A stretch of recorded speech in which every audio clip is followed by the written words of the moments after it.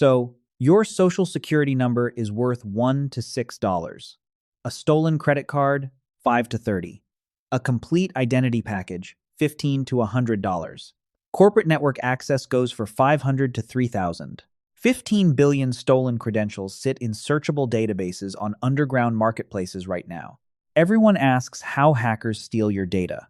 The real question is, if a social security number sells for $6 and a credit card for 30, who is actually making money?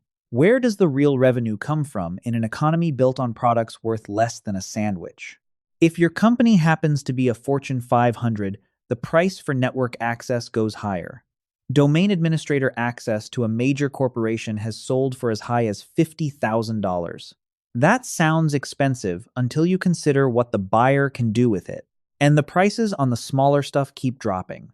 There is so much stolen data flowing into the market every single day that your digital identity has been commoditized the same way soybeans and copper wire get commoditized.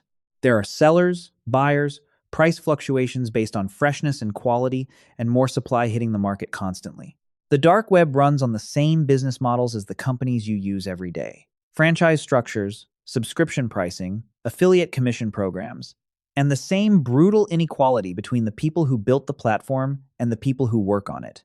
So how does an economy built on $6 social security numbers generate billions of dollars a year? The simplest way to understand the dark web economy is to stop thinking about hackers entirely and start thinking about franchise restaurants. Seriously, the business model is almost identical, and once you see it this way, the whole thing clicks. Think about how a fast food franchise works. There is a corporate headquarters that builds the brand, develops the recipes, creates the operations manual, and provides the technology platform. Then there are franchise operators who pay to use that brand and those tools. They do the actual work, they handle the customers, they take on the day-to-day risk of running the business. In exchange, they keep most of the revenue and send a percentage back to headquarters. The corporate office never serves a burger. They just built the system that lets thousands of other people serve burgers at scale. The dark web works the same way. There are operators who build the software, the infrastructure, and the playbook. And there are affiliates who pay to use those tools and actually carry out the attacks. The operators never touch a victim's computer. They do not deploy the malware. They do not negotiate with the target. They built the system, and they collect a percentage of every dollar that flows through it. The affiliates do the risky work, the work that gets people arrested, and in exchange, they keep the majority of the revenue. The franchise agreement is not a metaphor. It is literally how these organizations structure their compensation, right down to tiered commission rates and performance bonuses. Some of these affiliate programs run recruitment campaigns, complete with onboarding materials and technical support channels for new operators. We will get to those numbers shortly. There are also the suppliers, the people who provide the raw materials that the franchise operators need. In a legitimate franchise, that is the food distributor, the company that delivers ingredients to the restaurant before it opens. On the dark web, that role belongs to what the cybersecurity industry calls initial access brokers. These are specialists who break into corporate networks and then sell that access to other criminals. They do not use the access themselves. They package it and list it for sale, the same way a food supplier packages chicken and ships it to a franchise location. The franchise operator buys the ingredients, adds the labor, and serves the customer. Now, the marketplace itself, the place where all of this gets bought and sold, looks surprisingly familiar. As of early 2026, there are more than 42 active dark web marketplaces operating simultaneously. And when I say marketplace, I mean something that would be visually recognizable to anyone who has ever shopped online. These platforms have product listings with descriptions and pricing. They have user reviews so buyers can evaluate sellers. They have escrow services that hold payment until the buyer confirms delivery. They have customer support teams that resolve disputes between buyers and sellers. They even have return policies on certain products. Russian market is the largest of these platforms right now, specializing in stolen credentials and what the industry calls stealer logs, which are raw dumps of harvested usernames and passwords scraped from infected machines. It runs like a commodity exchange, with prices fluctuating based on freshness, geography, and the type of access being sold. A set of credentials harvested yesterday from a Fortune 500 employee costs more than a set harvested 6 months ago from a retired school teacher because the buyer is pricing in the probability that the credentials still work and the potential return on the access they provide. And the marketplace enforces its own rules. Sellers who deliver bad product, credentials that are already expired, or accounts that have already been locked, get negative reviews. Enough negative reviews and the marketplace bans them, the same way Amazon suspends a seller with too many complaints. The ecosystem is self-policing because the marketplace needs to function, and functioning markets require trust, even when every participant is a criminal. The point is this: the dark web is a shopping mall. It has a management office, security rules, storefronts with ratings, and a food court. The products just happen to be illegal. And once you see it as a marketplace, the price list starts making sense. Once you understand that it is a marketplace, the next thing you need to see is what is actually on the shelves, because the product catalog tells you everything about how the money flows. At the bottom of the pricing ladder, you have raw personal data. This is the bulk commodity, the cheapest product in the ecosystem. A stolen social security number goes for $1 to $6. A credit card number with the expiration date and CVV, $5 to $30. A name paired with an email address, under $15. This stuff moves in volume, not in margin. Sellers dump thousands of records at a time, and buyers purchase them in bulk the way a retailer buys inventory from a wholesaler. One step up, you have what the dark web calls fulls. That is a complete identity package: name, date of birth, social security number, address, phone number, and often bank account details or credit card numbers bundled together. A fulls package sells for $15 to $100, and the price depends on the completeness of the file and how recently the data was harvested. Fresh data, meaning it was stolen within the last few days and the victim has not yet changed their passwords or frozen their accounts, commands a premium. Stale data, the kind where the victim already knows something is wrong, sells at a discount. One tier above that, you have what the market calls stealer logs. These are raw data dumps harvested from machines infected with information-stealing malware. A log contains everything the malware scraped from the victim's browser: saved passwords, session cookies, autofill data, sometimes even active login sessions that let a buyer skip the password entirely and walk into the account as if they were the real user. Fresh logs sell for $10 to $100 each, and they move fast because the window of usefulness is short. Once the victim notices and resets their credentials, the log is worthless. Then you have financial access. Online banking logins with verified account balances sell for $200 to over $1,000, depending on how much money is sitting in the account. Crypto exchange accounts go for up to $2,600. The price tracks the potential payout, which means the marketplace has its own version of a price-to-earnings ratio. A bank login tied to an account with $80,000 in it costs more than one tied to an account with $2,000, because the buyer is pricing in the size of the withdrawal they can attempt before the account gets flagged. And at the top of the ladder, the premium tier, you have corporate access. This is where the real money enters the picture. A set of credentials that lets someone log into a company's internal network through a VPN or remote desktop connection sells for $500 to $3,000. 43% of these listings are priced under $1,000. 75% of them offer RDP access, meaning the buyer can sit inside the target company's system as if they were at an employee's desk. The stolen data itself is the cheapest part of the entire operation. Where the money multiplies is in what happens after someone buys it. And if this is making sense so far, subscribe, because we are about to follow the money into the part of this economy that most people never see. The dark web economy runs on specialization. Nobody does everything. The person who breaks into a corporate network is almost never the same person who deploys the ransomware, and neither of them is the person who converts the cryptocurrency payment into spendable cash. Each of these is a separate business, operated by separate people, with separate skill sets and separate revenue streams. They interact with each other the way suppliers, manufacturers, and distributors interact in any legitimate supply chain. At the top of the chain, you have what the cybersecurity industry calls initial access brokers. These are the people who specialize in one thing: getting in. They find vulnerabilities in corporate networks, they exploit weak passwords, they buy stolen credentials from the commodity markets we just talked about, and they use those credentials to establish a foothold inside a company's system. Then they package that access and sell it on the dark web to someone else. The average corporate access listing runs $2,000 to $4,000. Small business access starts around 500. Fortune 500 companies with domain administrator privileges can go for 50,000 or more, and the initial access broker does not care what the buyer does with it. They do not deploy ransomware, they do not steal customer data, they do not negotiate with victims. Their entire business is selling ingredients to someone else's kitchen.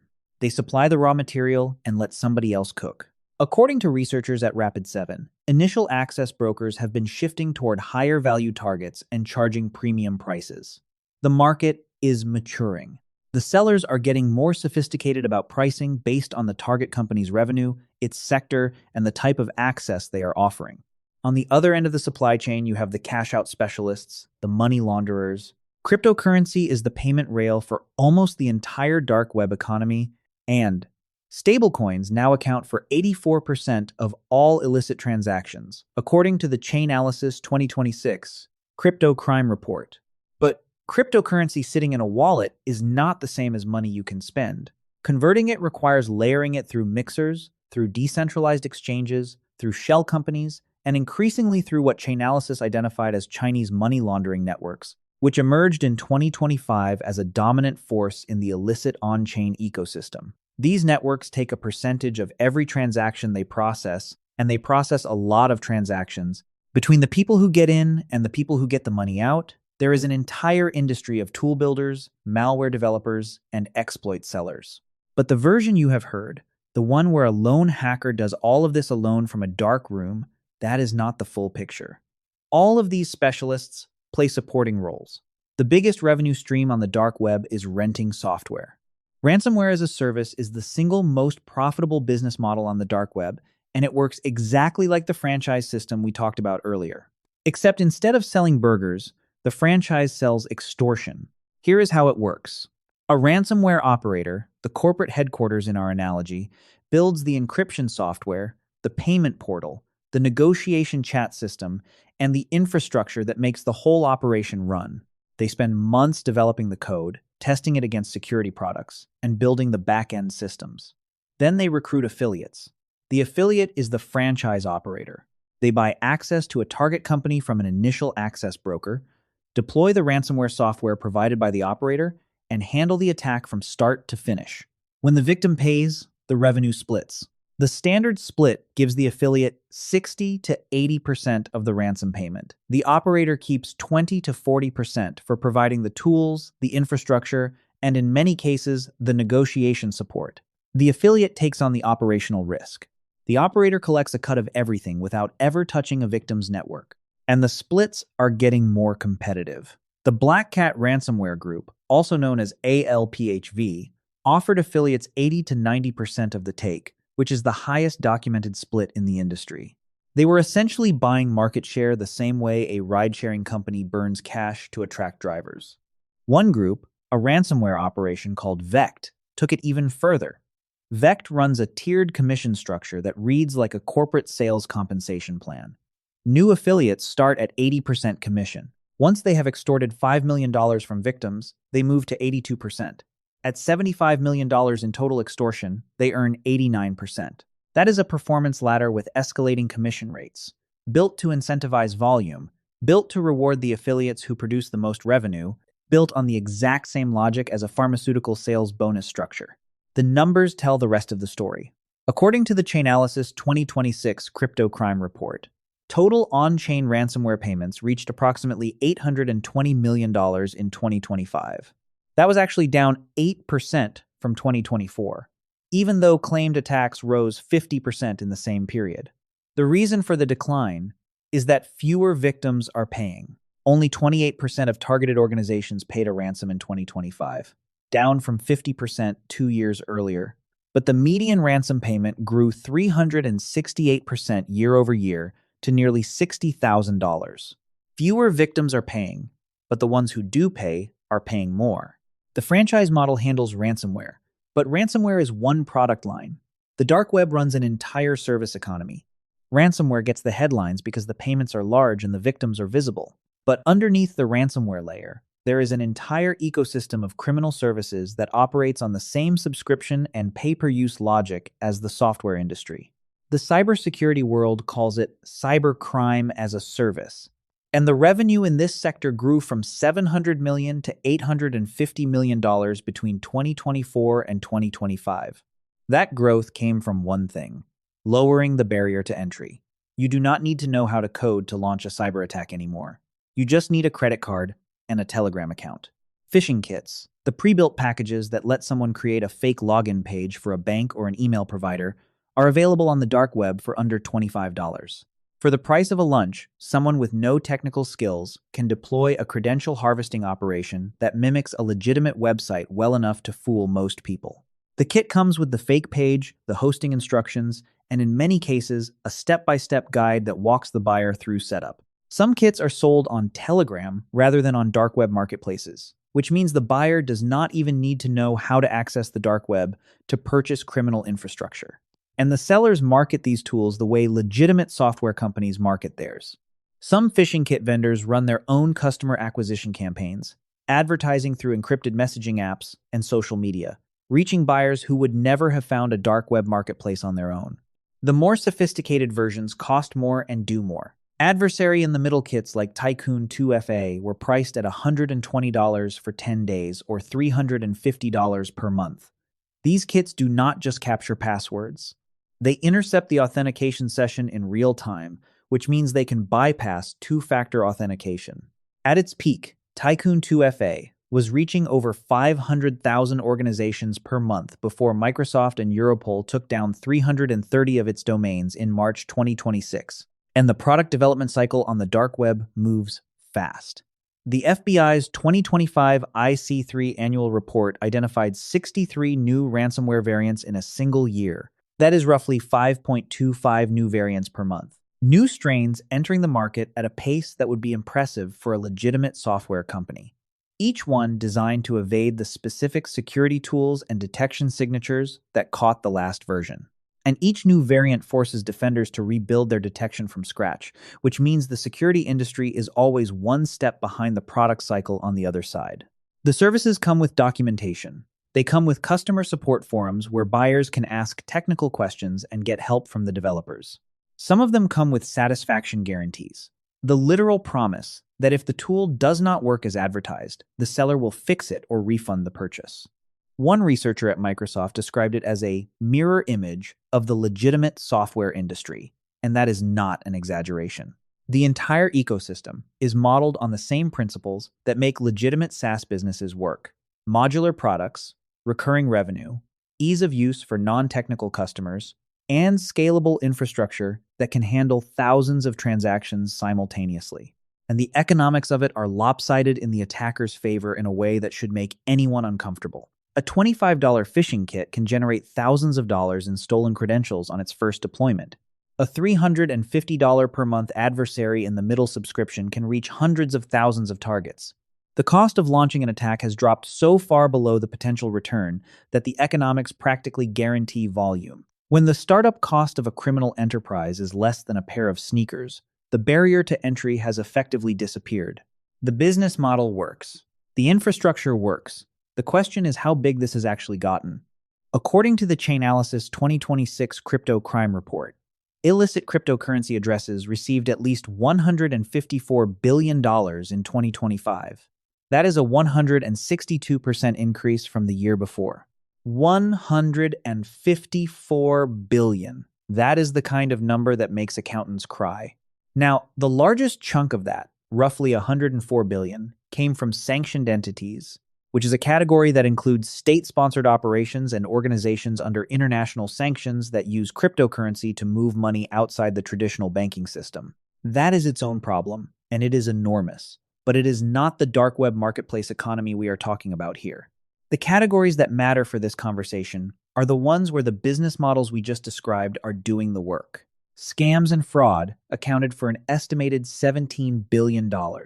Stolen funds from hacks totaled $3.4 billion. Ransomware payments, the franchise model, came in at roughly $820 million.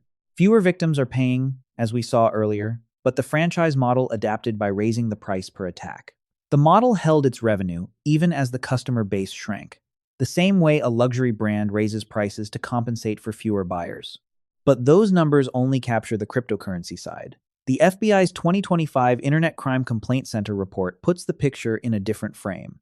The IC3 received 3,611 ransomware complaints in 2025, up from 3,156 the year before, and 2,825 the year before that. The trend line goes in one direction.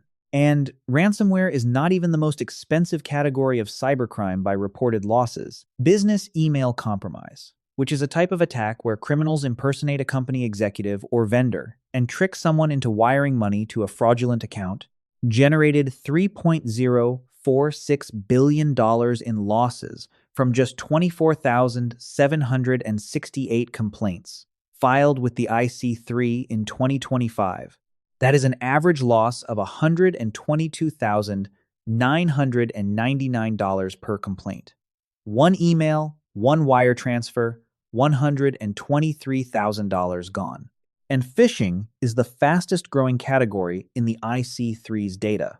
Phishing losses reported to the IC3 surged 208% in a single year, from 70 million in 2024 to 215.8 million in 2025. This has grown into a parallel economy with its own supply chains, its own service providers, its own pricing dynamics, and its own growth metrics. And anyone who is paying attention knows all of this because law enforcement has been tracking it and taking it apart for years. But the operations keep coming back. In February 2024, the United Kingdom's National Crime Agency, the FBI, and law enforcement partners from 10 countries executed what they called Operation Kronos. The target was Lockbit, the most prolific ransomware operation in the world. Lockbit had attacked more than 2,000 victims and generated over $120 million in revenue. The operation seized servers, took down public-facing websites, and obtained decryption keys that allowed victims to recover their data without paying. By any measure, it was a major success. Lockbit's victim count dropped roughly 50% in the months following the takedown, falling to around 530 confirmed attacks. But here is the detail that makes the takedown less reassuring than it sounds. No single group absorbed Lockbit's market share. What happened instead was fragmentation. Smaller operators and lone actors filled the gaps. New ransomware variants kept launching at a pace of more than 5 per month. The franchise model Lockbit pioneered did not die when Lockbit got disrupted. The model just dispersed. And the marketplace side of the economy showed the same pattern. In March 2024, German authorities seized the Nemesis marketplace, confiscating $120,000 in cryptocurrency. In June 2025, a multinational operation called Deep Sentinel took down Archetype Market, which had grown to over 600,000 users, and processed 250 million euros in transactions. That operation involved more than 300 officers from 5 countries. The same month, U.S. authorities seized Biden Cash, a major platform for selling stolen credit card data. Each of these takedowns required years of investigation, international cooperation, and significant resources. Each one successfully disrupted a specific operation, and each time, within weeks, new marketplaces appeared to replace the ones that were removed. The users migrated. The sellers set up new storefronts. The escrow systems and review platforms were rebuilt from scratch on new infrastructure, often within weeks of the original takedown. The speed of replacement tells you something important about the demand side of this economy. There was never a shortage of buyers waiting for the next marketplace to open. As of early 2026, there are still more than 42 active dark web marketplaces operating. The pattern looks like whack-a-mole, but it is actually something more structural than that. The business model is the organism. The individual marketplaces and ransomware groups are organs. You can remove an organ, and the organism adapts, grows a new one, redistributes the function. Removing one operation at a time has never shut the model down, because the model grows new operations faster than enforcement can reach them.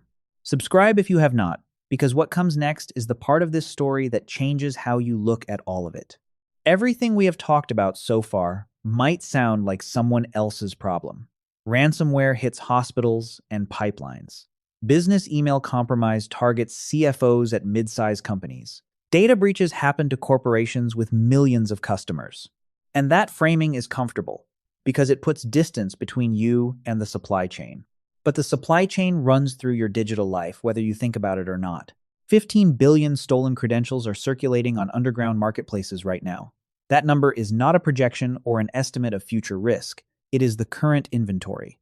If you have ever had an account on a platform that was breached, and statistically you have, your username and password are sitting in a searchable database somewhere on the dark web. If you reuse passwords across accounts, which most people do, even though they know they should not, one breached credential gives an attacker access to multiple accounts. The initial access broker market we discussed earlier operates on credentials exactly like yours. 43% of those listings are priced under $1,000. And the way into a company network is frequently just a single employee whose password was compromised in an unrelated data breach 6 months earlier, and who happened to use the same password for their corporate VPN. The attacker does not need to be sophisticated. They just need your one reused password and a list of companies where you might work. Access brokers run automated checks against hundreds of corporate login portals using those stolen credentials. And when one works, they package that access and list it for sale within days. The cost of a phishing-related data breach averaged $4.88 million in 2025. That is not just the cost to the company. That number includes the downstream effects: customer notification, legal fees, regulatory fines, lost business, and the reputational damage that follows a company for years after the breach is patched. A single successful business email compromise attack costs an average of $123,000 in direct losses. That is one email, one moment of trust, one wire transfer to the wrong account. And the pipeline is getting bigger, not smaller. And the supply of stolen databases flowing into these marketplaces keeps growing. Every breach feeds the next one, because every batch of stolen credentials creates new opportunities for initial access brokers to test those passwords against corporate networks. Phishing losses reported to the FBI surged 208% in a single year. That growth did not come from more sophisticated attacks. It came from cheaper, more accessible tools. A $25 phishing kit and a list of email addresses is all it takes to start an operation that can generate returns orders of magnitude above the investment. And this next part reframes everything you just heard. Because the assumption behind all of this, the picture in your head right now, is that the people running these operations are getting rich. The dark web is a criminal paradise where hackers live large. That is the version of the story that gets told. The data tells a very different story. Researchers at University College London studied the earnings of participants in dark web forums and found that the typical monthly income was approximately $1,250. That is $15,000 a year. In most Western cities, that is minimum wage, not a comfortable living, not a criminal empire, just minimum wage. The Kaspersky cybersecurity research team ran a separate study.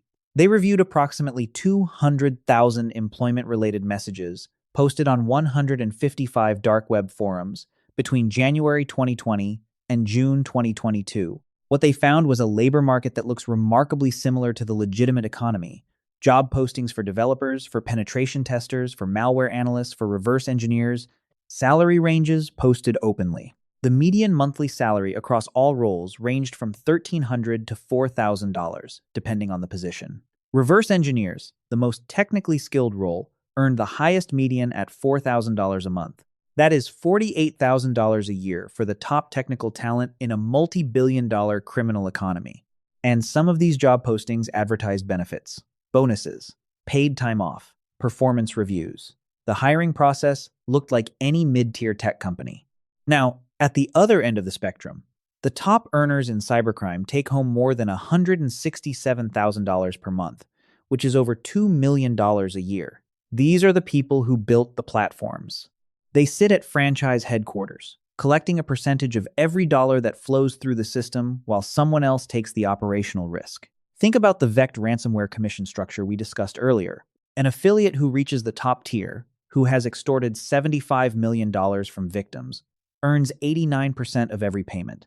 That sounds like the affiliate is winning, but the operator's 11% of $75 million is $8.25 million, collected without deploying a single attack, without touching a single victim's network, without taking on any of the operational risk that gets affiliates arrested. And this is the pattern across the entire economy. The initial access brokers take the risk of breaking into networks and sell access for a few $1,000s. The affiliates take the risk of deploying ransomware and negotiating with victims. The phishing operators take the risk of running campaigns that can be traced. The people at the bottom of the supply chain do the dangerous, visible work.